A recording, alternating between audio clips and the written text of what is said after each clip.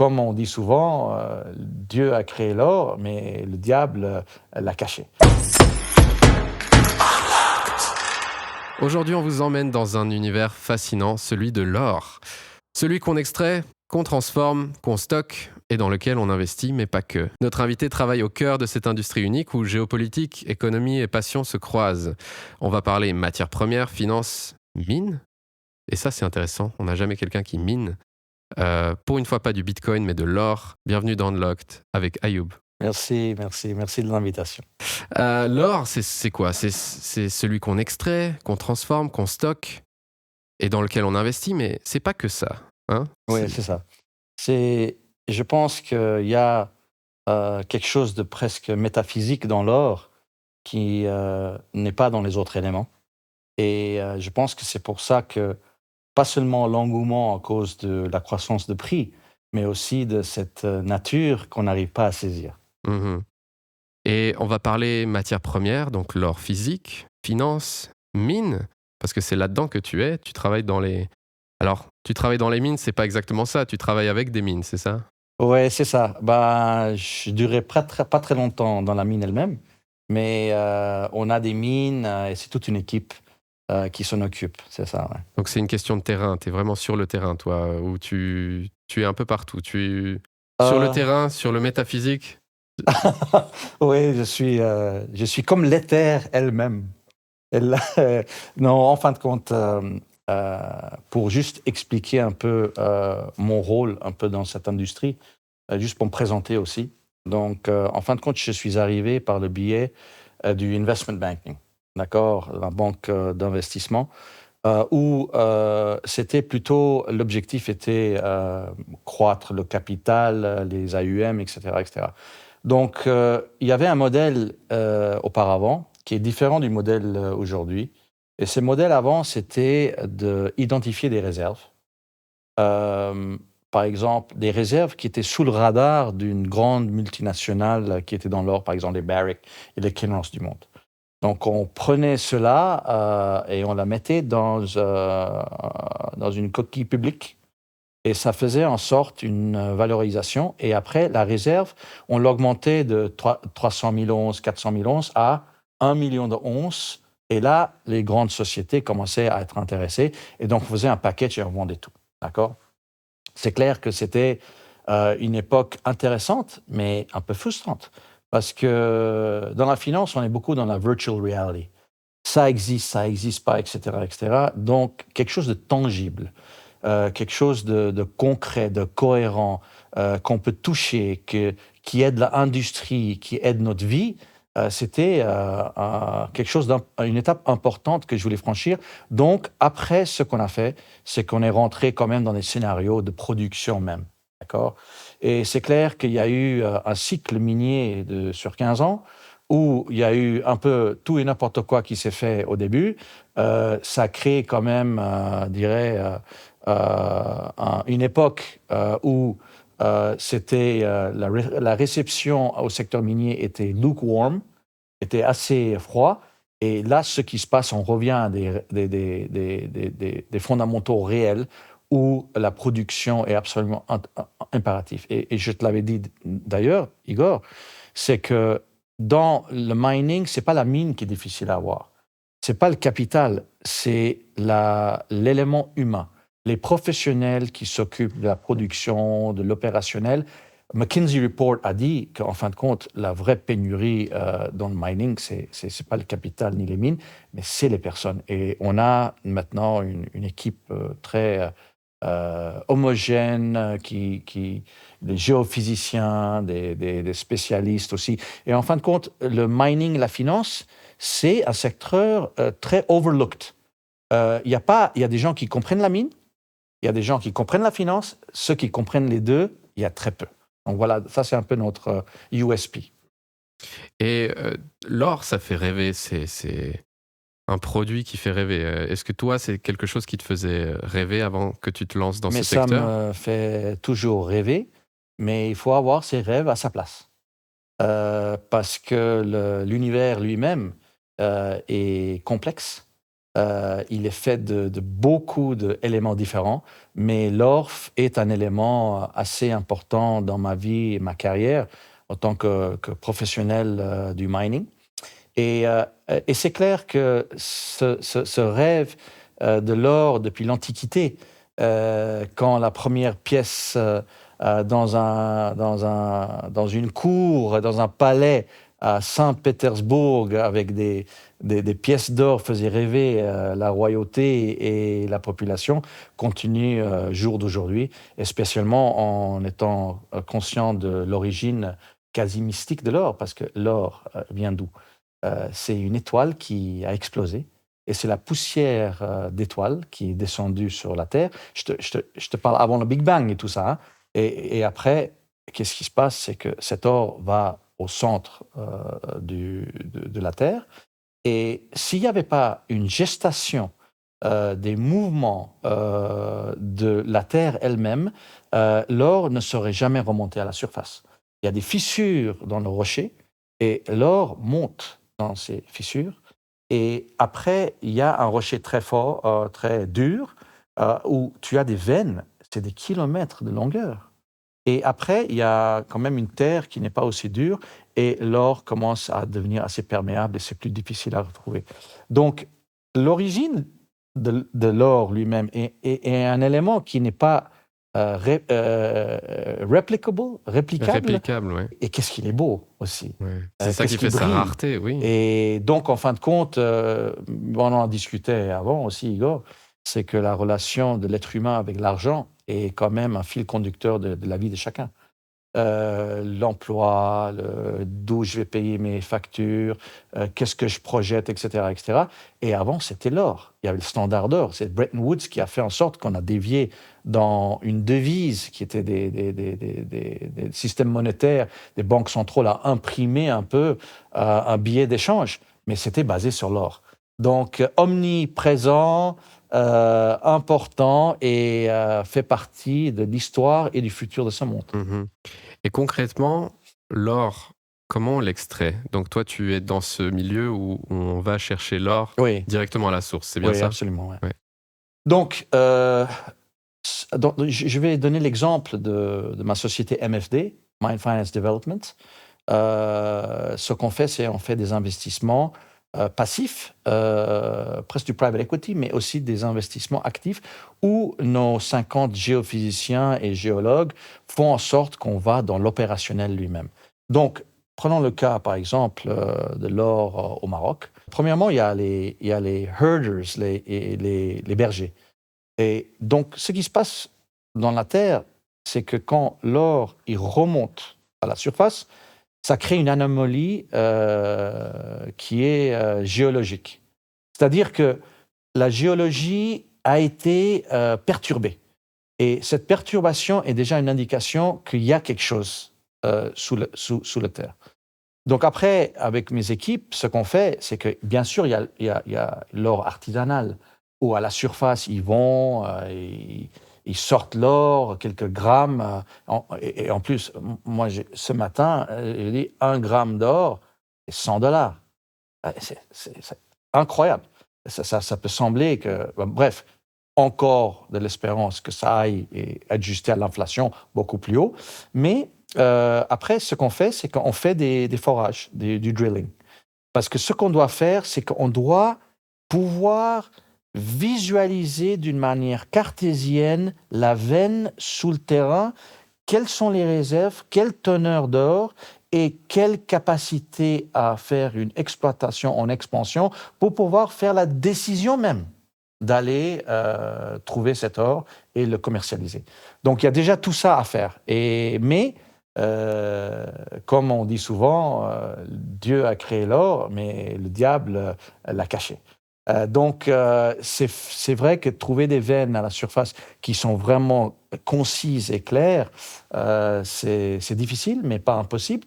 Donc, après, ce qui se passe, c'est que c'est clair que si on est à la surface, On commence à prendre des excavateurs, on fait la pulvérisation du tonnage et on sort un genre de concentré. Ça devient un dory bar, après qu'il faut aller amener chez un raffineur et donc après l'or qui finit chez le consommateur final.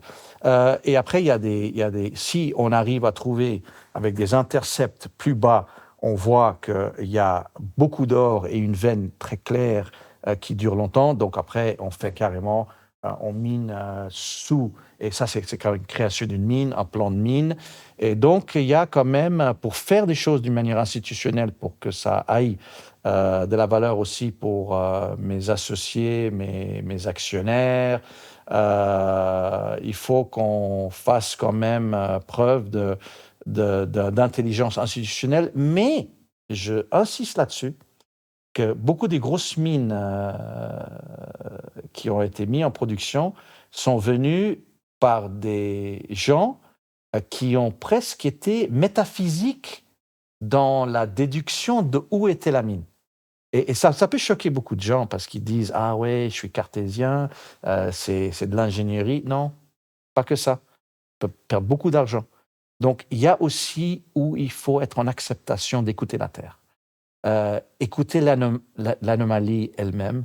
Et c'est là que moi, je pense qu'on peut trouver une bonne mine sans rentrer dans l'intuitif, mais pour trouver une grande mine, comme une grande pièce de théâtre, comme une grande pièce de musique, il faut qu'on soit dans l'acceptation de l'intuition. Et puis c'est un produit naturel, donc il faut écouter la nature. On parle souvent de nature et de mine. À mon avis, c'est des questions très liées. Au final, on extrait des choses de la nature. Comment est-ce qu'on fait pour la préserver, la nature? Donc après, bien sûr que les choses nocives et toxiques ne sont plus tellement dans l'équation quand on parle de quelque chose d'institutionnel. Quand on va pour une licence de mine, il y a déjà la licence d'exploration.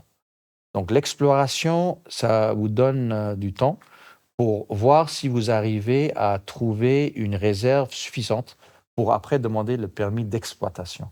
Dans ce permis d'exploitation, les départements de mines de chaque pays sont très soucieux que la nature ne soit pas dérangée, qu'il n'y a rien de toxique, etc. Donc il y a un ESG, Sustainability Report, qui doit être livré.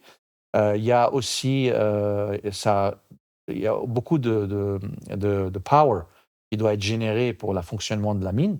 Donc, c'est clair que là, on doit aussi donner un plan. Après, comment est-ce qu'une fois qu'on a fait le mining, quel est le plan après pour réhabiliter la terre? Comment intégrer les communautés? Et moi, je pense honnêtement, et je peux être un peu, comment dirais-je, frustré par le fait que le mining en tant que tel a été vilifié d'une manière, c'est nocif, c'est toxique, qu'est-ce que c'est que ça? Et spécialement les nouvelles générations. Ben, si on le fait d'une manière conscience et green, n'oubliez pas que le cuivre qui est dans votre téléphone, le manganèse qui est dans vos bureaux, vos constructions, vos voitures, le silice, etc., fait partie de votre vie. Vous n'avez pas de téléphone sans mining. Donc, je sais que c'est difficile de se séparer de son téléphone. C'est devenu je sais pas moi, le troisième bras. Mais sans du mining conscious, ça va pas être possible de continuer à donner un mode de vie acceptable à des millions de personnes. Mhm. Et si on revient à l'or, ta spécialité quand même, Oui. qu'est-ce que l'or a que le platine ou que, je sais pas, l'argent n'ont pas? Ça, ça rentre un peu de nouveau dans la métaphysique. C'est clair que l'or, déjà par son regard esthétique, je peux regarder le platine ou un acier, ok, diamant, ben voilà, c'est autre chose. Mais l'or aussi a une propriété qu'elle est malléable. Donc, on peut l'intégrer dans beaucoup de choses. Il y a aussi l'élément de l'origine de l'or. Il y a aussi le fait que, comme je disais avant, il y a eu des royaumes par le passé. Alexandre le Grand, il y a peu de personnes qui le savent, a financé sa conquête mondiale d'une mine d'or en Grèce antique. Ça donne quelque chose que les autres éléments n'ont pas. Et de nouveau, chacun a son rapport à l'or. Moi, je trouve aussi, je suis un peu, des fois, on a un diamant, une rubis, ou on a une autre matière. On a personnellement aussi un rapport avec ça. Il y a de l'énergie qui se mélange entre les deux. C'est une énergie qui vous va bien ou pas. Mais j'ai trouvé que l'or est un baromètre neutre du destin, quitte à pas perdre sa tête et aller dans le gold fever. Mais je pense que l'or a quelque chose d'exceptionnel et à chacun de dire pourquoi il trouve l'or différent des autres éléments. Mhm. Est-ce que c'est ça qui le valorise, l'or? Le prix de l'or, comment on le trouve? Alors, le prix même de l'or, comme beaucoup de choses, bien sûr, il y a supply and demand.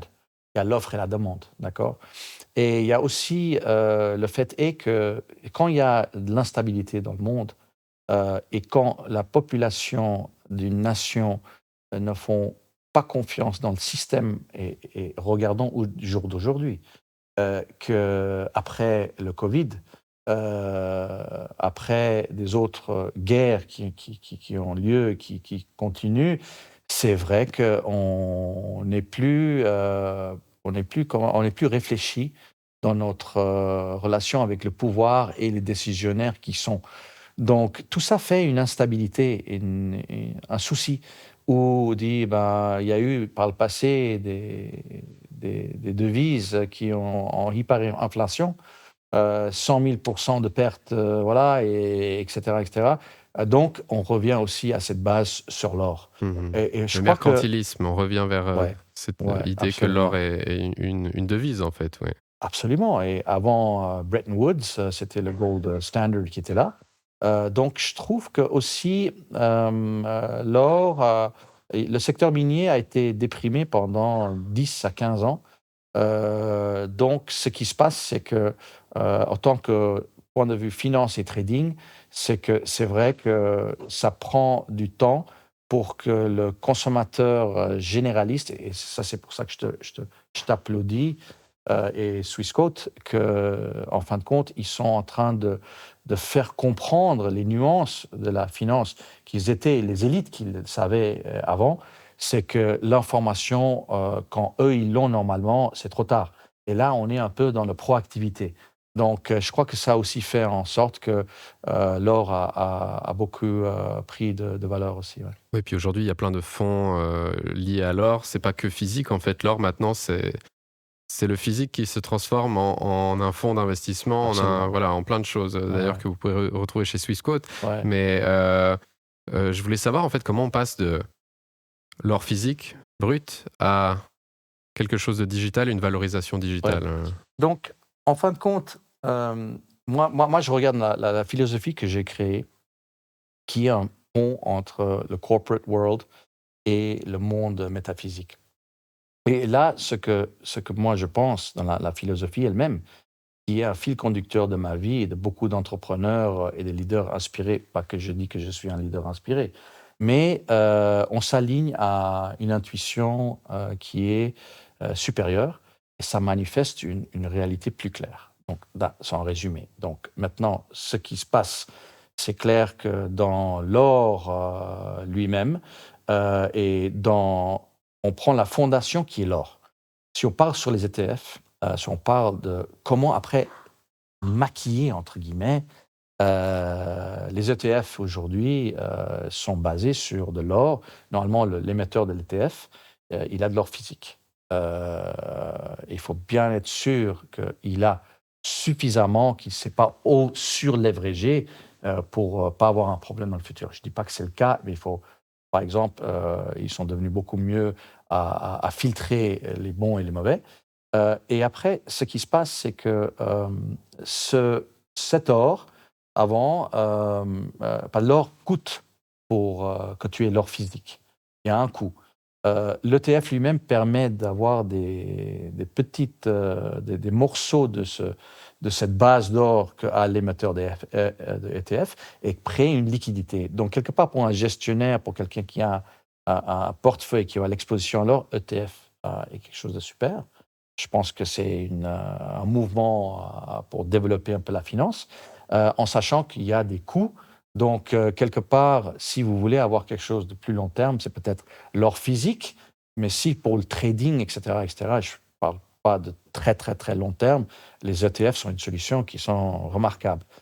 Moi, personnellement, avec mes équipes, on a des mines d'or où je suis en train de presque réfléchir à faire un token sur cette mine d'or.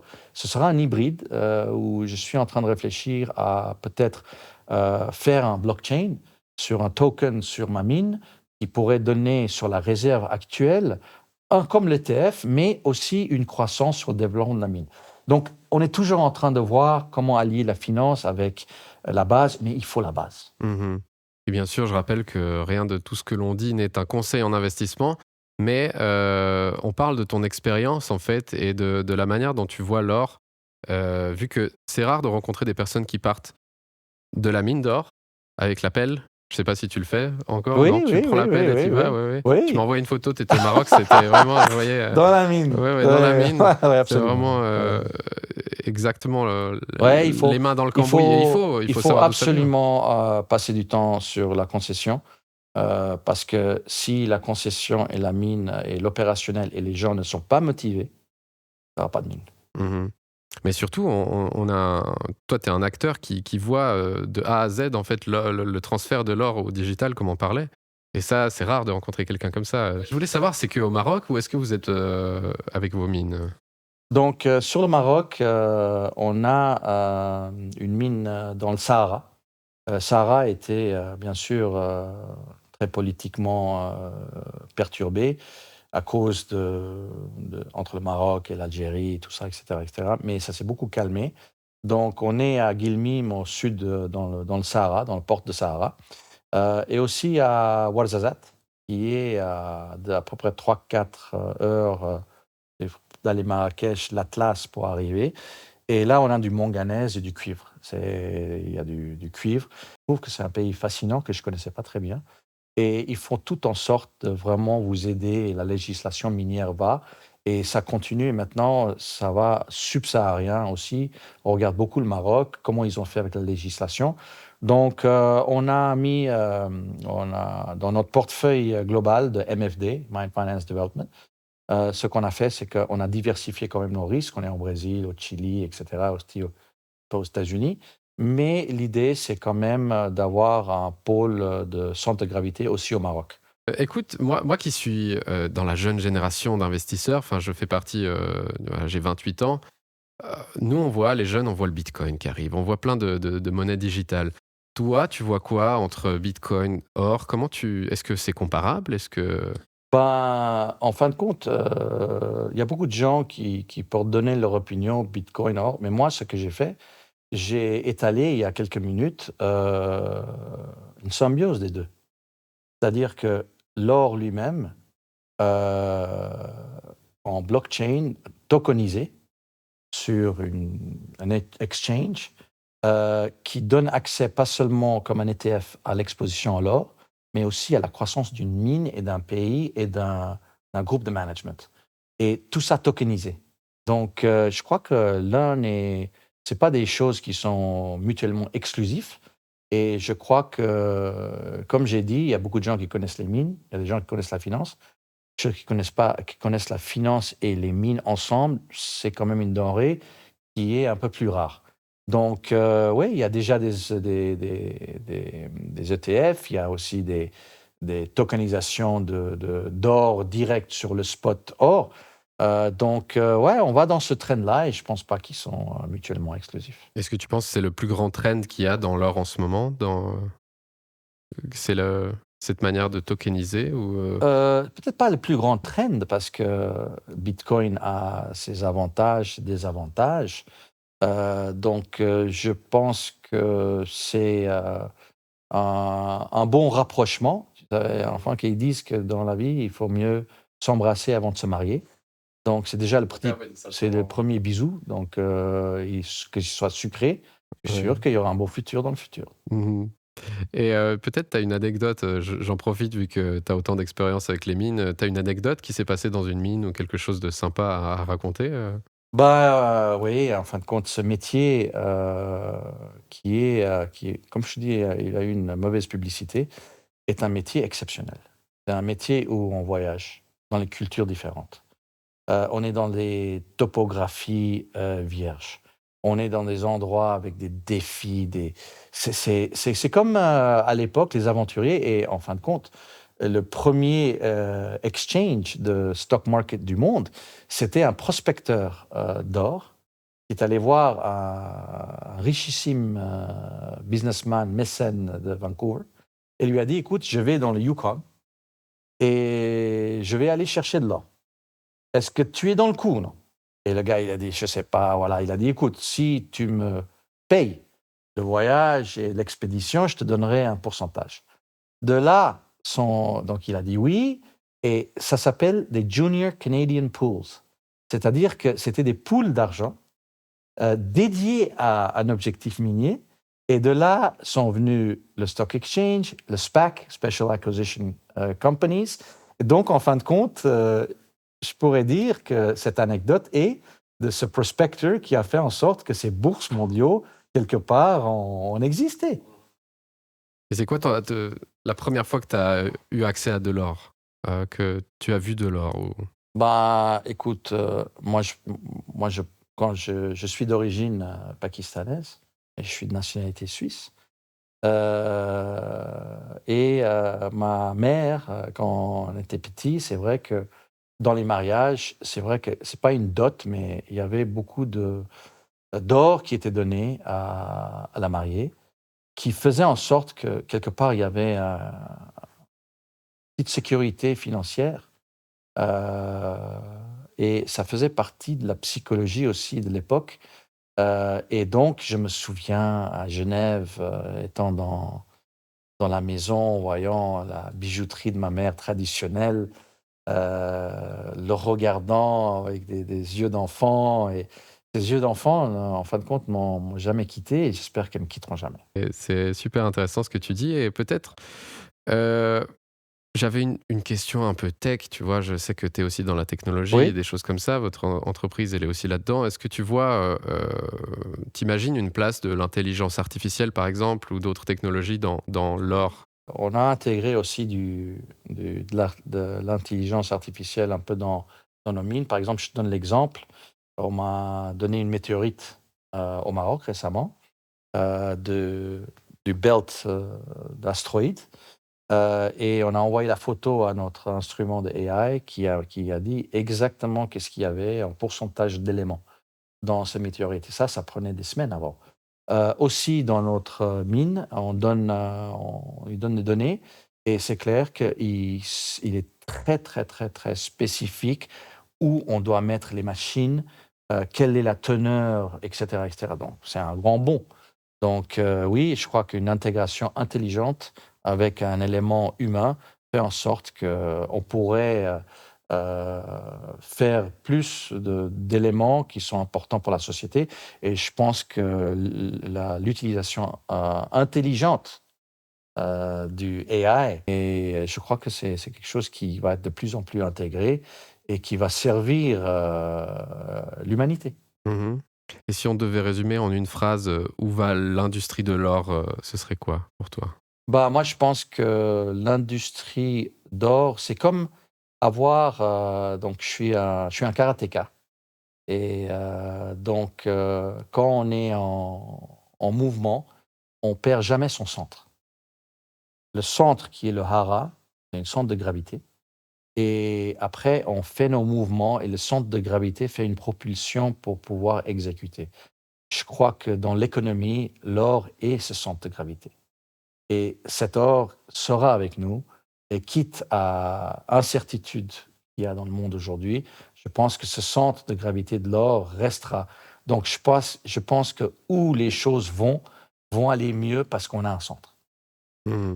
Et si on devait retenir, Ayoub en une phrase, qu'est-ce que tu nous dirais, pour les personnes qui ne te connaissent pas et qui nous écoutent? Ben, moi, je pense que l'importance pour moi, c'est vraiment de revenir à notre propre essence. C'est-à-dire qu'on est un peu tributaire de notre passé, tributaire de notre futur, qui crée des anxiétés, qui crée des incertitudes. Donc si on donne l'analogie de la mine pour aller le sol, la mer protectrice, pour arriver à un centre qui est le vrai nous. Donc être soi-même dans ce monde est la chose la plus difficile qu'il y a, mais le plus grand trésor qu'on peut avoir. Au final, ce qui est important, c'est l'éducation aussi. Ouais. On parle d'un thème, on parle d'investissement, de finances, mais c'est surtout, on essaye d'éduquer les gens, de leur donner les clés. Absolument. Voilà, et c'est comme pour tout, pas que pour la finance. Voilà. Ce qu'on aime bien faire dans le podcast en fin d'émission, on aime bien poser des questions rapides comme ça, et tu nous réponds avec un mot. Ah ouais. Ok, d'accord. Tu étais d'accord de faire Oui, ça? bien sûr. Si tu devais choisir entre l'or ou l'argent? Ben alors, Forcément, je commence avec ça. Les mines ou les salles des marchés? je peux prendre Joker là-dessus. Oui, ok. Casque ou cravate? Cravate, je prendrais cravate quand même. C'est quand même plus joli. C'est ça, lingot ou bijou? Lingot. Ok. Brut ou raffiné? Brut. ETF ou coffre-fort? Je prendrais le coffre-fort. Ouais, on en a parlé avant. Ouais. Discipline ou disruption? Discipline. Et pour finir, méditation ou spéculation? Là, je te laisserai répondre toi-même. Mais je pense que c'est la méditation. Ouais. C'est ça, ouais. T'es une personnalité complète, en tout cas. Oh non, non, non, quand non. même, Non, c'est... Merci, c'était... c'était un vrai plaisir. Merci beaucoup, en tout cas. Et je pense que nos auditeurs et auditrices ont aussi beaucoup gagné avec ton expérience et puis ton avis. Vous venez d'écouter Unlocked, présenté par Swissquote. Si vous avez aimé cet épisode, pensez à vous abonner et à ne manquer aucun épisode qui sont sur Spotify, toutes les chaînes de podcast, mais aussi notre chaîne YouTube en vidéo. Et on a aussi des réseaux sociaux. N'hésitez pas à commenter, à nous dire si vous aimez ce qu'on fait, à commenter, peut-être nous donner d'autres questions qu'on pourrait poser à nos invités. Merci beaucoup. Encore une fois, merci Ayoub. C'était un plaisir. Merci. Le contenu de cette vidéo, y compris les commentaires, données et observations sur le marché, n'est pas le produit d'un service de recherche de Swissquote ou de ses filiales. Ce document a pour but de mettre en avant l'action du marché et ne constitue pas un conseil d'investissement juridique ou fiscal. Swissquote ne fait aucune déclaration et ne donne aucune garantie quant à la qualité, l'exhaustivité, l'exactitude ou la non-violation de ce contenu. Les points de vue exprimés sont ceux du consultant et ne sont fournis qu'à des fins éducatives. Toute information fournie concernant un produit ou un marché, Thierry, ne doit pas être interprétée comme une recommandation de stratégie d'investissement ou de transaction. Les performances passées ne préjugent pas des performances futures. Swissquote, son personnel et ses représentants ne peuvent en aucun cas être tenus responsables de tout dommage ou perte découlant directement ou indirectement de décisions prises sur la base du contenu de la vidéo. L'utilisation de marques ou de marques déposées de tiers est uniquement à titre d'information et n'implique pas l'approbation de Swissquote, ni que le titulaire de la marque déposée ait autorisé Swissquote à promouvoir ses produits ou services. Swissquote est la marque de commercialisation des activités de Swissquote Bank SA, Suisse, réglementée par la FINMA, Swissquote Capital Markets Limited, réglementée par la CISEC, Chypre, Swissquote Bank Europe SA, Luxembourg, réglementée par la CSSF. Swissquote Bank SA, Royaume-Uni, réglementée par la FCA, Swissquote Financial Services, Malte. L'UTD réglementée par la Malta Financial Services Authority, Swissquote MELUTD, IAU réglementée par la Dubai Financial Services Authority. Swissquote PTLIDD, Singapour réglementée par la Monetary Authority of Singapore. Swissquote Asia Limited. Hong Kong, autorisée par la Hong Kong Securities and Futures Commission, SFC. Les produits et services de Swissquote sont réservés aux personnes autorisées à les recevoir en vertu de la législation locale. Tous les investissements comportent un certain degré de risque. Les CFD sont des instruments complexes et présentent un risque élevé de perte rapide en capital en raison de l'effet de levier. La grande majorité des comptes de clients particuliers subissent des pertes de capitaux lors de la négociation de CFD. Vous devez vous assurer que vous comprenez comment les CFD fonctionnent et que vous pouvez vous permettre de prendre le risque élevé de perdre votre argent. Les actifs numériques ne sont pas réglementés dans la plupart des pays et les règles de protection des consommateurs peuvent ne pas s'appliquer. En tant qu'investissement spéculatif très volatile, les actifs numériques ne conviennent pas aux investisseurs n'ayant pas une tolérance au risque élevé. Assurez-vous de bien comprendre chaque actif numérique avant toute transaction.